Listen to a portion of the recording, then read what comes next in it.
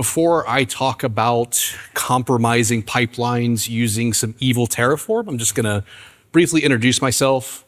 So I'm Dakota Riley. My day job, I'm a founding security engineer at a company called FluidStack. We basically build massive scale compute clusters for running AI foundation models. Lots and lots of Kubernetes, lots and lots of bare metal, lots and lots of cloud. I kind of consider myself a kind of security builder and breaker. I love to build things, build them securely, figure out how to break them, and then build them better. I have a GitHub full of half-finished projects that I get about 60 to 70% of the way through, and then get excited about something else and move on to the next thing. Outside of work, I also instruct for SANS. I teach Sec 540, which is Cloud Native Security and DevSecOps Automation. The TLDR of it is we give a bunch of people a Kubernetes cluster and now AI. It's kind of irresponsible, but we make it through 5 days of instruction on building and breaking that cluster. Lots of fun. I live in Northern Kentucky, which is nice to say because normally I have to tell people I live in Cincinnati, which is a lie. I live in Covington. I can jog to Cincinnati. That's something where people geographically know where it is. My wife, we have 2 cats, a golden retriever puppy, and when I'm not doing work stuff, I'm either out hiking, playing too many video games, or trying to touch grass. So before I talk about Terraform, I want to talk about something kind of tangentially relevant to just software security in general, and that's all these supply chain attacks that are going on.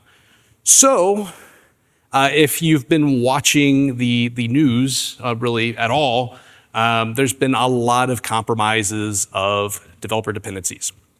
So 2 I like to point out in particular are in the NPM ecosystem. For one, there's a group called the OSSF, and they are the Open Secure Software Foundation. They put together a data set of all known and identified malicious packages found in the wild. And I was just curious, how common are these? And in that data set, and at the time that I made this slide deck, there were 37,000 identified malicious packages on the NPM ecosystem. I ran the query locally on a machine and it almost melted my laptop.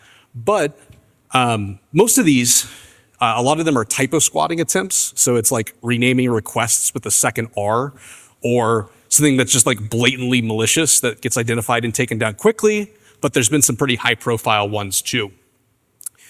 Anybody heard of Shai Hulud?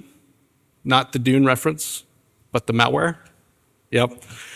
That caused a few of us a very bad day. And what Shai Hulud was, it was the first supply chain worm, in that it was based on a compromised NPM package. And if you downloaded it, it would crawl your system for credentials. And it would look particularly for GitHub credentials, the NPM credentials themselves, and it would try to republish itself to another package. So if you were compromised and it found packages that you own, it would republish a version of that package with the malware in it. Was particularly a pretty high profile event. Another mention that happened around the same time. And the funny thing is, since this slide, there's been iterations of Shai Hulud. There was a mini Shai Hulud a couple weeks ago. Singularity was another one that was interesting in that not only did it do credential scraping, but for its TTPs, it would try to use the Gemini CLI to call commands to read your file system that way, which was really sneaky and interesting. And then on the GitHub Actions side of the house, so the actual CI orchestration itself, there's supply chain incidents and exploitation going on that side of the house as well. So there was a really, really popular action known as TJ Actions that would just literally, a developer could drop it into their pipeline and just get a list of the files that are changed in that commit. And it was backdoored with code that would basically read all the environment variables in the build job and output them in the build logs as a base 64 output. And the idea was they were trying to actually target public repositories of big companies hoping to steal credentials. It got taken down pretty quickly, but it kind of brought attention to this as a problem in the industry. And then some of the workflows themselves are actually vulnerable. Some of the more recent supply chain attacks, the initial compromise vector was a vulnerable GitHub Actions pipeline. There's things like injection from literally the title of a pull request where somebody programmatically references in the build job, pwn requests, all sorts of script injections. So the point is that Software supply chain is something we really have to start thinking about more because it's just becoming much more common as a new compromise vector. And when we say software supply chain, people think about PyPI, NPM, Cargo, Go, all of those things. But what about Terraform? So, quick show of hands. Who here has used Terraform before? Okay, a few. I am going to give a crash course on Terraform, so don't feel like you have to know what Terraform is to follow along. But Terraform itself is just an infrastructure as code language, and I'll explain a little more about what that means. In this talk, what we're going to do is we're going to look at evil ways to abuse the ways companies use Terraform to move laterally, to steal credentials, to get into production environments. And I kind of like to think of this talk as a Terraform and software supply chain flavored threat model, in that we're going to look at how things are done, what we can do to abuse them, and then how we can harden it and make it better. So in the back half of the talk, we'll talk about mitigations to some of the things that we attempt to abuse throughout the process. So Terraform itself, quick crash course on Terraform. So Terraform is a declarative infrastructure as code tool. Declarative meaning that I specify what I want, not so much concerned with the how, and Terraform can make it happen for me. It's written in a language called HCL, or HashiCorp Configuration Language. And what that is if you look at the screenshot on the right side, you see data, a string, and then a bracket. That is called a block. Terraform is made up of blocks. Blocks can have attributes, so these key value pairs over here of configuration information, and they can output attributes as well. And there are different types of blocks. So for the context of the talk, the two we only have to worry about is we have data blocks, which data blocks make calls to external systems to retrieve information to reference in your Terraform template, and resource blocks create things.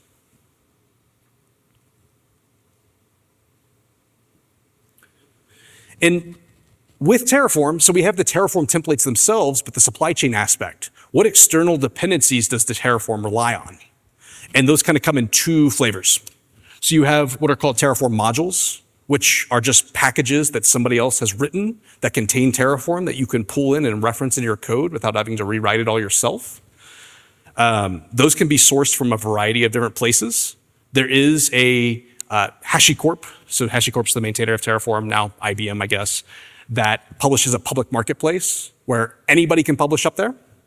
You could technically reference them from S3, local Git, local file system if you really want to. And the important thing is that everything in here falls under the subject of the whole Terraform lifecycle that I'll talk about in a second, in that if there's a change in there or a resource creation, I'm going to be able to see it in what's called the plan. Now, the other dependency that Terraform has is something called a provider. So Terraform itself is just a binary you download, but Terraform does not understand how to talk to AWS or Azure or Cisco or Minecraft, and that's a real thing. Somebody did that where they made Minecraft in Terraform. But what the providers do is they provide or they extend Terraform to understand how to talk to those external services. They are literally just Golang binaries. They are also published on the HashiCorp registry. Again, something that anybody can publish out there. And you could technically override a provider locally as well. And I just want to iterate that part that anybody can publish one. There are HashiCorp maintained official ones, but they're community ones, which community is anybody with a GitHub account can sign up and publish one. So just want to briefly talk about the life cycle of Terraform. And what I mean by this is we've written an infrastructure as code template. How does that get turned into actual deployed infrastructure? So in the case of Terraform, there's 3 commands or 3 phases essentially that a template will go through. So there's a Terraform init command. And what that does is that's going to look at your template. It's going to look at what providers your template needs. So if you're writing IAC to deploy to AWS, it's going to reach out and pull down the AWS provider. It also does something called checking with the state file. So the way Terraform works is there is essentially a database, for lack of a better word, it's really a flat JSON file, but that contains all of the infrastructure known to Terraform. Very, very bad if you lose it or if somebody gets unintended read access to it, that it will check and make sure that that's reachable and resolvable. Once you've done Terraform init, you can then do Terraform plan. And what the plan does is it's going to look at your template, it's going to look at the state file, and it's going to look at the state of the actual system you're trying to manage. It'll reconcile the three, and it'll tell you, based on all of that, what it's going to change. And then in an ideal world, when you're satisfied with that plan, you execute Terraform apply, which takes a plan and actually makes the changes to the targeted infrastructure. And you could totally do this locally on your machine, and that's great for just kind of prototyping or kind of local development or home labbing. But usually, in most companies with a mature development process, this is going to be orchestrated into a CI pipeline and managed via version control. So, and there's different variations of this, but the way this typically looks is that the Terraform is checked into a Git repository. That Git repository hopefully has branch protection on it, because if not, you can just deploy straight to prod, which is not great. Somebody that wants to make a change would initiate a pull request to that. That would kick off a pipeline on that pull request, which would run Terraform init and Terraform plan, because the idea is that somebody has to review and approve your change. That would ideally get approved, and then that pull request is merged into main, and that's when the apply ideally happens, right? So basically, this is your kind of change management process, but for Terraform. So going back to that, hey, we're going to do some evil things in this talk, we're going to pretend that, hey, I'm an evil or compromised developer, somebody with the ability to commit code to the GitHub repository. I don't have the ability to approve my own pull request. We'll talk about why that might be a little silly too. But what we want to do is abuse this to get from our developer credentials to production credentials, essentially. And we'll talk about different ways to do that. So the first method that you could do, and probably the most obvious one, is you could just create an evil resource, right? You could just create yourself a set of access keys or an AWS IAM role that trusts your account.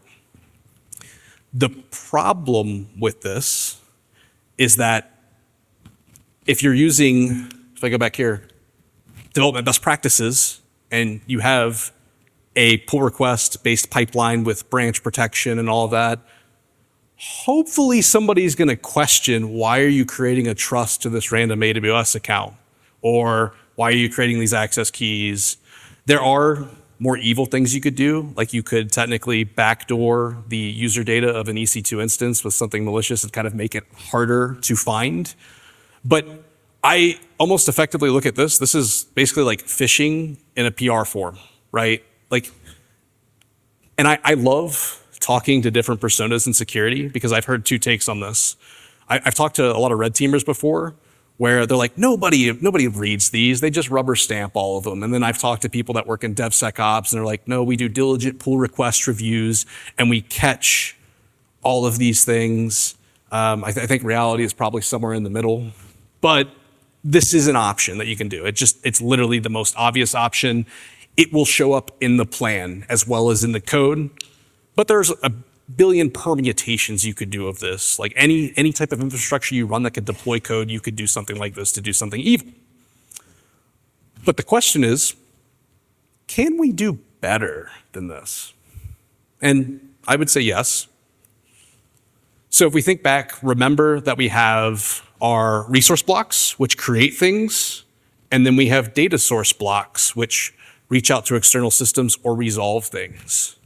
And the neat thing about data source blocks is they don't run on apply, they run on the plan. And it turns out that there's a bunch of built-into HashiCorp, no need for an external provider, data source blocks that can do neat things like read files or make HTTP requests or execute shell commands. So naturally, we can abuse this with our permissions to literally just run code without an approval. If we were to pretend that that pipeline was running on an EC2 instance, maybe it's a self-hosted GitHub runner in AWS, we could hit the instance metadata endpoint and steal the credentials attached to the node and try to see what those can do. We could send it off to an external endpoint, right? Like just make that HTTP request, send it somewhere else. If you're using the AWS providers, you can actually read objects in S3. And I mentioned Terraform state, right? And in the case of any production usage of Terraform, you're going to store that state file probably somewhere in the cloud. Most places, they're going to put it into S3. The state file has to be accessible by the thing that's applying the Terraform. You could steal the state file. And that would effectively give you a map of all the configurations of everything it's managing. And you might also find some secrets in there. And you could even send it off to an external endpoint. Again, threat model dependent, but these execute on plan. But can we do better? And we can. And that's actually what I'm going to demo here. So we talked about resources, data sources, and then we talked about external dependencies in Terraform. So Terraform has modules, which remember are literally just resources, right? But what about providers? So what I did, actually, and kind of what the demo is I built a malicious Terraform provider. So let me just go here. Show you guys this. So what you're looking at right now, this is the Terraform registry. This is where all of the providers are published. And again, literally anybody on the internet can go up and put up a PR for a provider. It's from my GitHub repository in this case.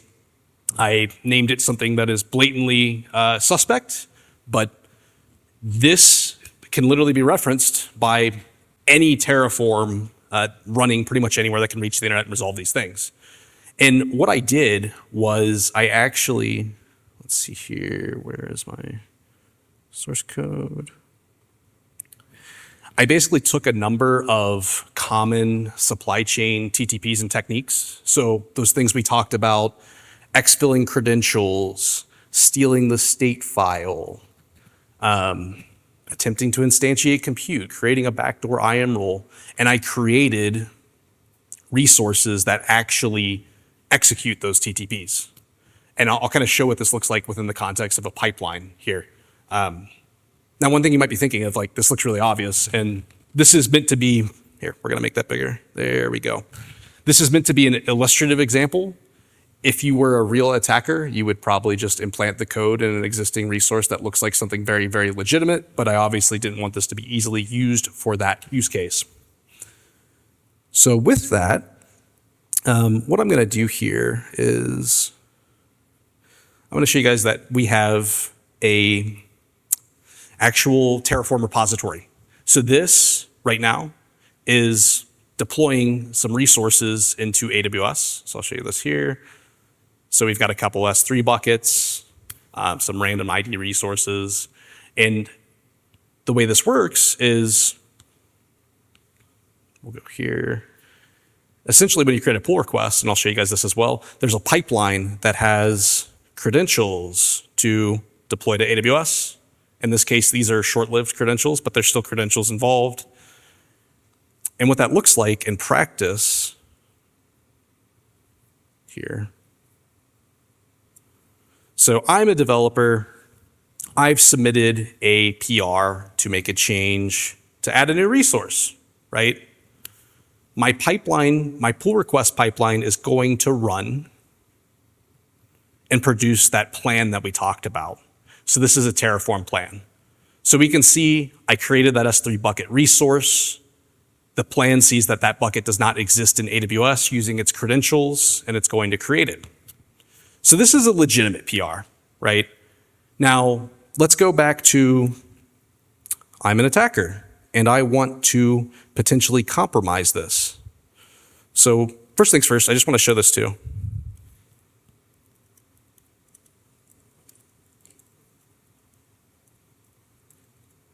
I'm just going to make a quick change. Oops, definitely not that.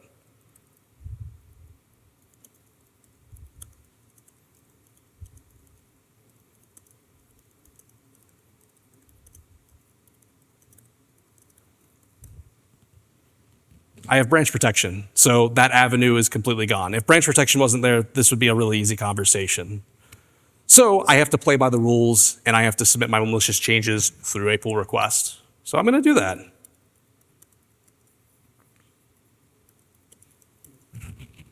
Also, is that big enough? Can you guys see that okay?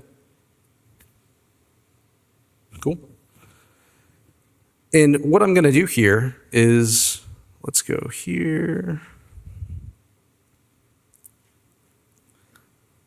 I'm going to actually grab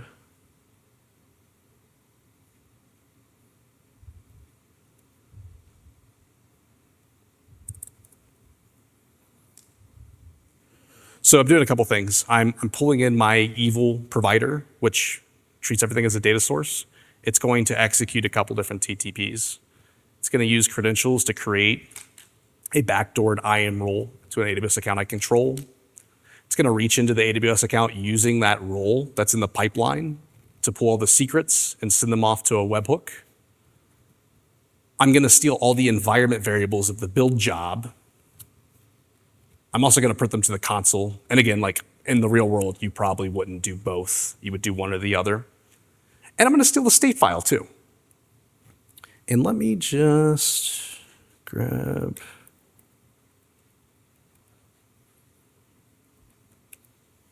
There it is. Yeah, hopefully GitHub doesn't go down mid demo. You know, their reliability track's been a little rough lately.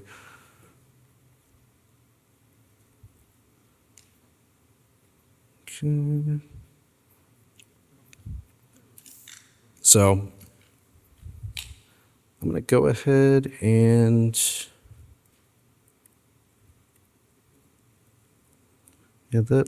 one other thing I forgot. I have to have my awesome, and I'm going to clear these. Just kick it off before the demo.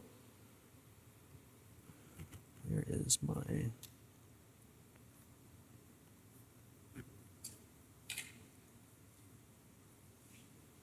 There we go.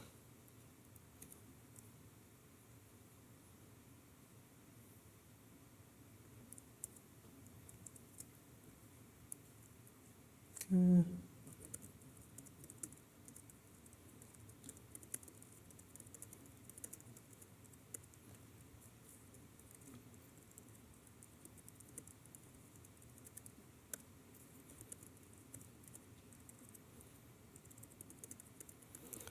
I'm also really lazy, so I use the terminal for pretty much everything.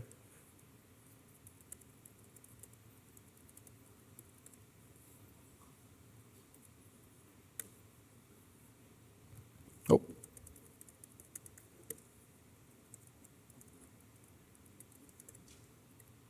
There we go.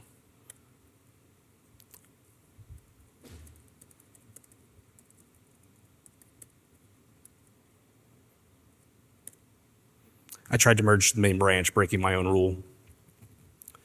And what that's going to do is, now that I've added these evil Terraform resources, right, it's going to pull in my provider, and it's actually going to run these things, even though this is a Terraform plan. And I'll show this here.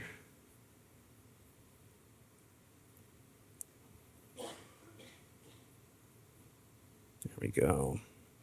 So GitHub does take about 30 seconds or so to run the pipeline.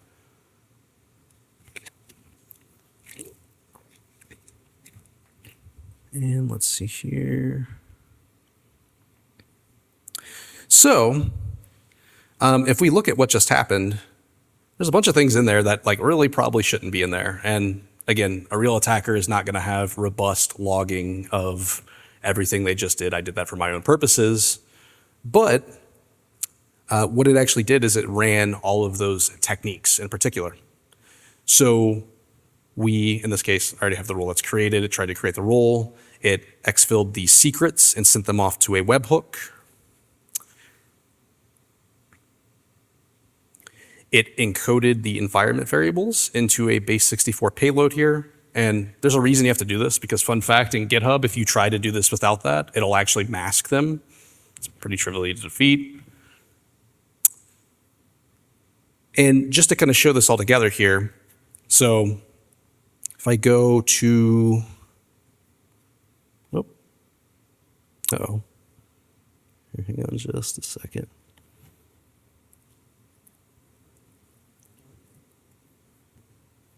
You go here. I'll just pull this one down and refresh it, actually. There we go. Make sure that's the same webhook. 10B.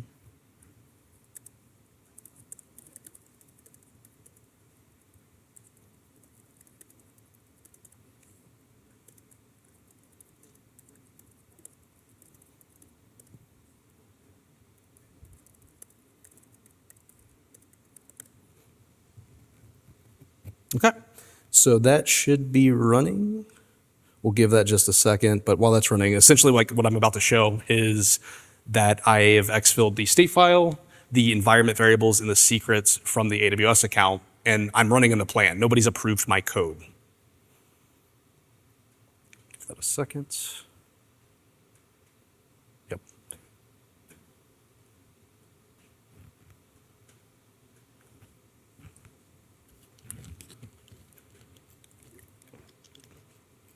Yeah, I have friends who run air-gapped demos for the defense of the internet going out. Don't need that here because it looks like GitHub's going to be up today. So let's go check it out.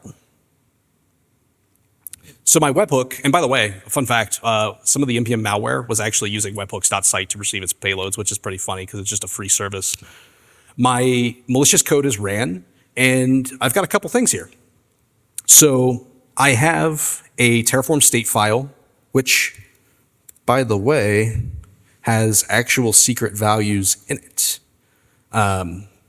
So Terraform, by the nature of the way it works, if it's managing a resource that happens to contain a credential or a secret, for example, if you instantiate an RDS database, the RDS database master password is going to be in the Terraform state file.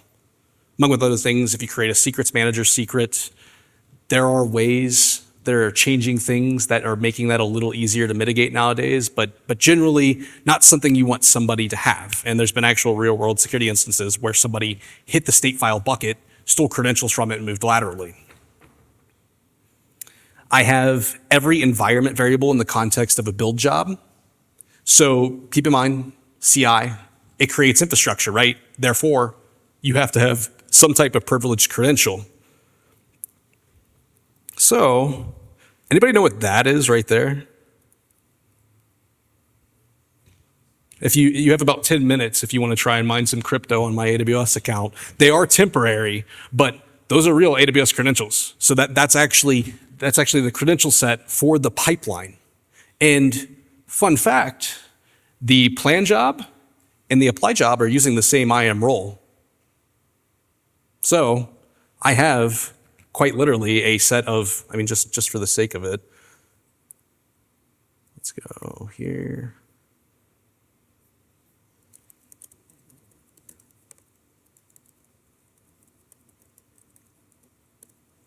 Don't mind my copy paste. Secret access key.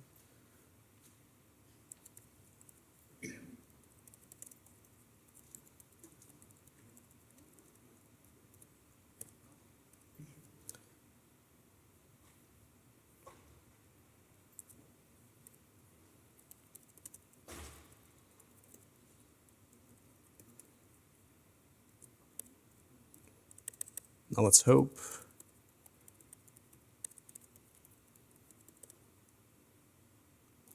Huh, that's funny. I don't think that's my name.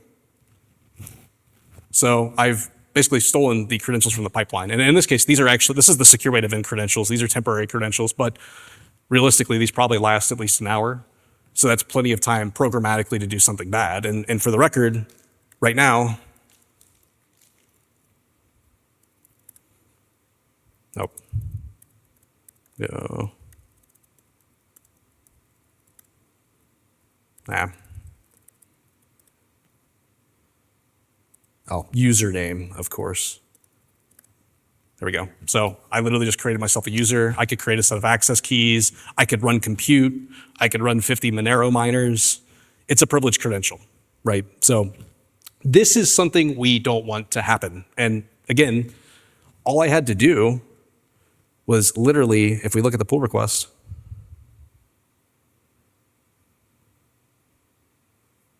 just add my evil provider code. That's it. And it pulls it from the Terraform marketplace.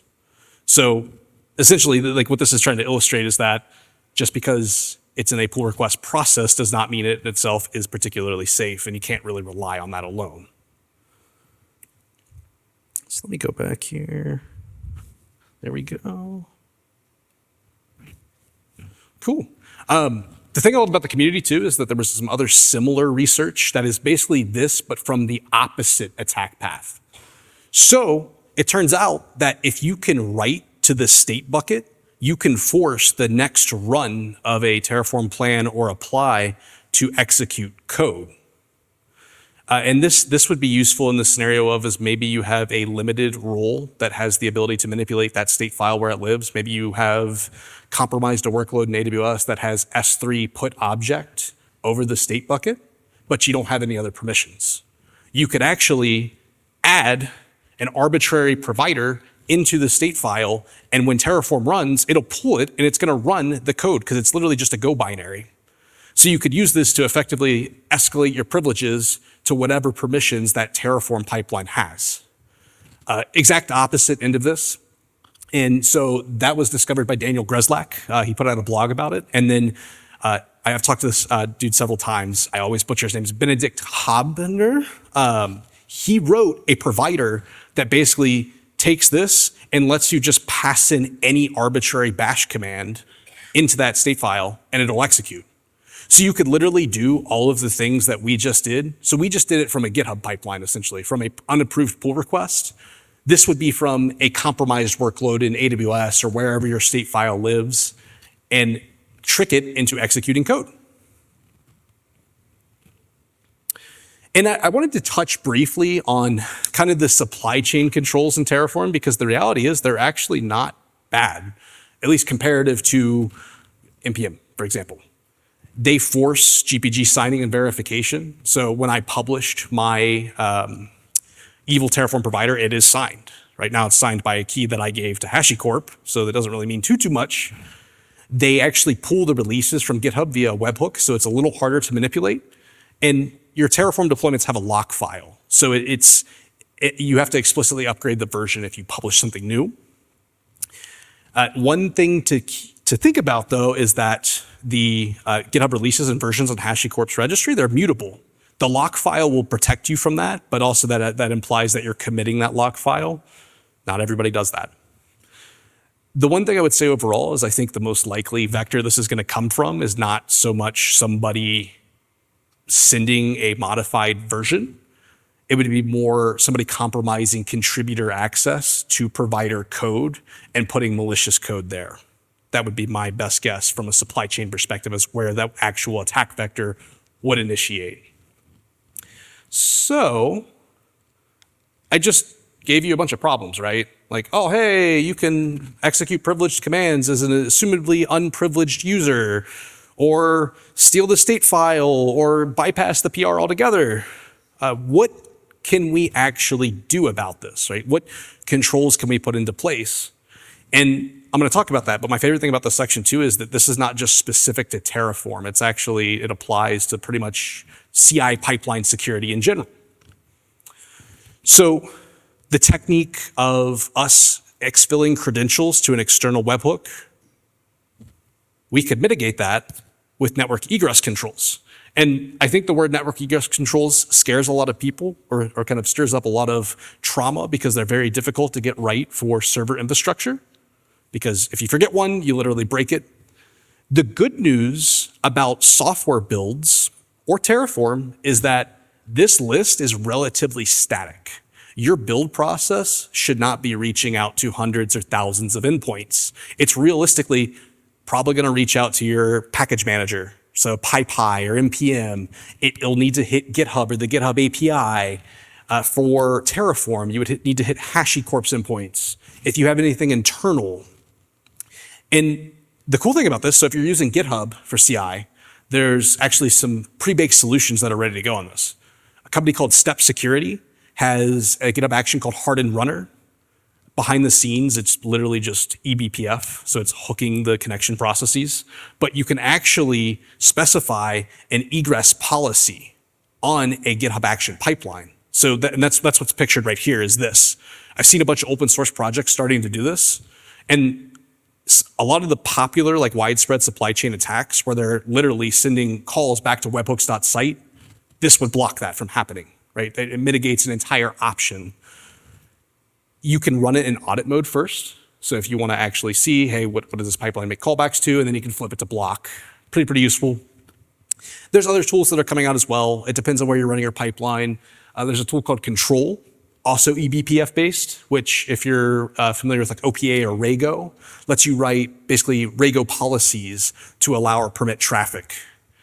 I really like this as a control because again, your allowed endpoints list is not going to be hundreds of entries long unless you're running it for literally every build in the company or something like that. But it's a low cost control in a lot of cases.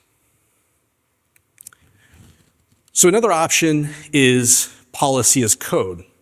So you could technically lint the Terraform using different static code analysis tools. So Chekhov, Terrascan, OPA, and what this would mitigate somebody putting a malicious resource into your code base. Now I'm gonna disclaimer that like trying to defeat malicious code via static analysis is a never ending arms race because there's n number of permutations of how to write that. But for example, the whole like, I'm gonna create a backdoor IAM role, you could defeat that pretty easily with OPA, where it would just take in the plan file and have a list of allowed AWS account IDs. It's not perfect. There's n number of permutations, but it's something you should probably be doing to begin with. And it at least does cover you from the basic things. And it also just covers you from misconfigurations. So now, remember that I said some things run on plan. So our Evil Terraform provider, all of those TTPs, they execute when the plan runs. And that can be a little problematic because some places they'll run Chekhov or Terrascan or what have you after the plan or asynchronously alongside when the plan's running. So my malicious code would still run. There is a way to defeat this, and the way really is to have basically a pre-planned step that checks the registered providers in Terraform. And actually here, we'll do this real quick. Hopefully the demo gods are kind to me and don't strike me down. Terraform has a built-in providers command. Now, of course, the backend's not here. We'll go Terraform init. There we go. And keep in mind, this also works because I stole the pipeline credentials, but.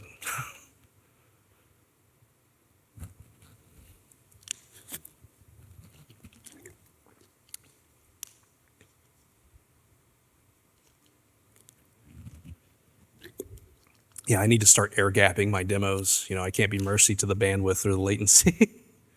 We'll give it a second.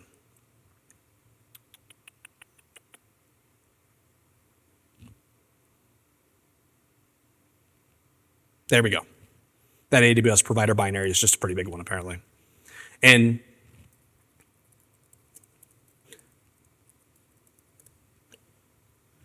I can run this Terraform providers command, and it'll actually tell me not only what providers are requested by my Terraform source code, but also what are resolved in the plan or in the state file. So it would actually, this could be used to defeat both the adding an evil provider and not letting it run command. It could also potentially defeat the technique that I was talking about where manipulating the state file as well. And really what you would do in this case, it would be a little ugly, is you could use this and just pipe it into, you know, bash and just regex the allowed providers. But the point is that you could essentially analyze them before Terraform plan or apply actually executes and just block the build altogether.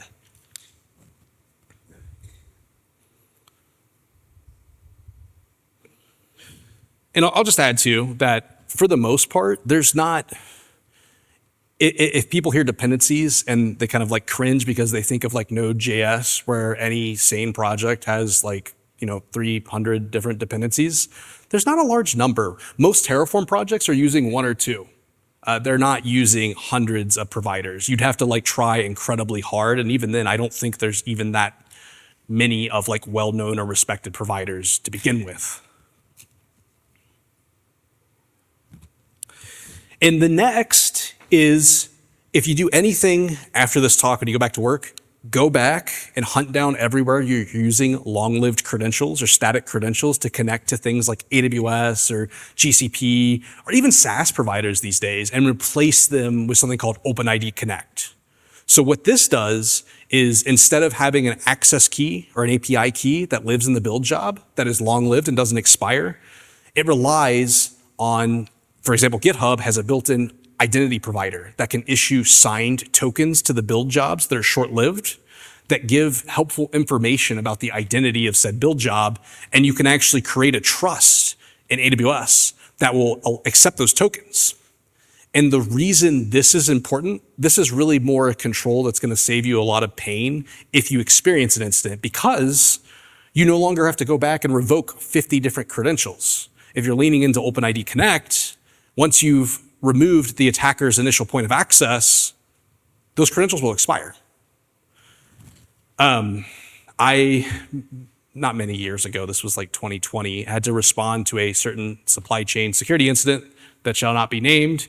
And we made the decision out of precaution to rotate all of the pipeline credentials, even though we didn't have any hard evidence that we had actually been impacted. I rotated all those credentials, and one of them, there was a bug in CloudFormation. It broke every pipeline in the company for about an hour.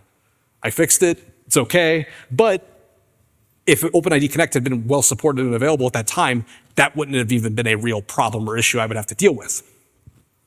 Another really, really cool thing is, so remember how I said that the pull request has the same role as the apply? We can use, if you look over here on the right side of the screen, those are called claims. They provide information, for example, on the type of build we're running. So the subject claim, repo, repo name, repo org, environment. I could issue a different set of privileges for a pull request rule versus an apply rule, which would also mitigate manipulating the state file or creating resources, bypassing the PR. I have made it work. It does take a little bit of experimentation because sometimes Terraform's definition of read is different than ours. For example, if it creates secrets, it has to be able to read the secret value. But you can get pretty close. You can at least eliminate regular resource creation. And then from a detection and response standpoint, right? One, we should be monitoring our CI pipelines for malicious activity to begin with, right? And there's a dozen different ways to go about that. You could use some sort of eBPF sensor that literally just monitors the syscalls of the build process. The challenge there is that build time activity usually looks very, very different from runtime activity. So you have to build an effective profile to do it. One example I pulled was actually from CloudTrail here. So, and this is a pretty obvious example, but I would argue that doesn't make it unuseful. In this case, you can see that Terraform has a very specific user agent it uses when it calls AWS using the AWS provider. And then I, being lazy, in my malicious provider did not replicate that, right? So that would be a pretty high signal of, from GitHub, consistently I should have a pretty standard user agent. Now, sure, you could spoof that, right? But it's all about creating different areas or different opportunities for an attacker to mess up or forget something. You can also look at IP address ranges. So if you're running your CI jobs, self-hosted, ideally you should have a known range of IP addresses that they'll contact the cloud provider from. And what that would help you detect is somebody exfilling credentials from the pipeline and calling them from somewhere else. Like I just did earlier, my IP address would be very different because instead of being the CI build runner, it would be wherever we are right now, right? That should fire up a ton of red flags. And even just building behavioral-based detections. So for example, if you have a role for plan and you know that it's a plan role, why is it creating resources?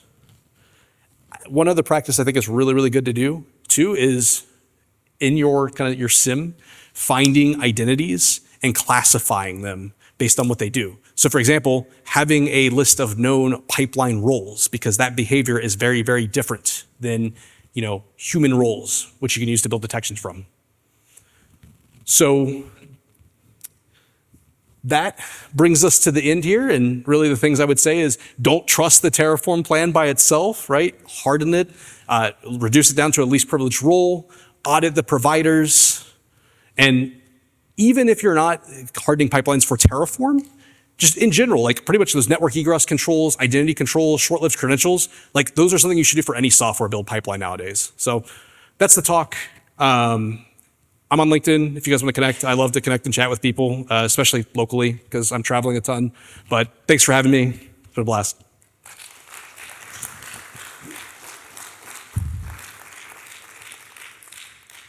Are there any questions? Man, I'm scared. Especially, like, I thought, like, oh, nothing can happen, it's planned. But if plan can execute, then what's your defense? So while you were demoing, I was thinking, what if you create a provider called AVVS, which is a copy of AWS, but, backdoor? Okay, so you're thinking for the provider, essentially? Yeah, like AVVS is almost look like AWS. It's scary. Yeah, no, you could. I think so. I think the problem there, and let me jump back actually here. I have one. You should explore that because that sounds like a really cool research piece. But I think the challenge you'll run into. There we go. Where's my cursor? Is that for Terraform resources, it associates the provider with like this logical ID. So I think in that case, unless there's a way to trick Terraform into resolving this AWS to your evil AAWS provider, you'd have to go and literally rename every resource to that, like this, which would hopefully throw up a flag. Maybe there's some weird like Cyrillic character type situation there. That would be really interesting to look at. I didn't get a chance to dig on like how that resolving process works, but I know like at least like without anything else, it ties this back to the provider. Like this is, why is it it's cursor? Cursor's trying to tell me what to do. So AWS is the provider, then S3 bucket is the resource in the provider. But you should research that. That sounds pretty cool, if it could work.